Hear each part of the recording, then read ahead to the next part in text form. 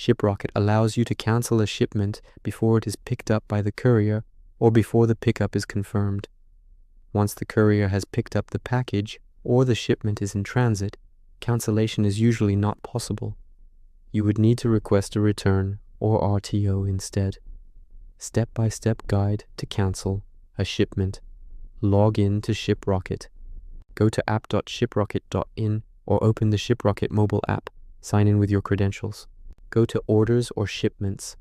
From the left sidebar, click Orders, All Orders, or Shipments in some view. Use the search bar or filters to find the specific order or shipment you want to cancel by order ID, AWB number, customer name, etc. Open Shipment Details. Click on the order or shipment row to view full details. Look for the current status.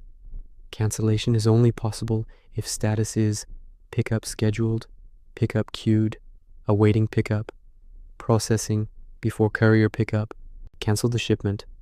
In the Shipment Details page, look for the Actions button, 3 dots or more drop-down. Select Cancel Shipment or Cancel Pickup if only pickup is scheduled. A confirmation pop-up appears.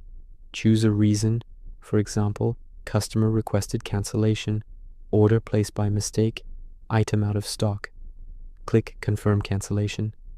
What happens next? Shiprocket notifies the courier partner to cancel pickup. Status changes to cancelled, usually within minutes to a few hours. If a label was generated, it becomes invalid. No pickup charge is applied if cancelled before pickup. Funds, if prepaid, are refunded to your Shiprocket wallet or original payment method.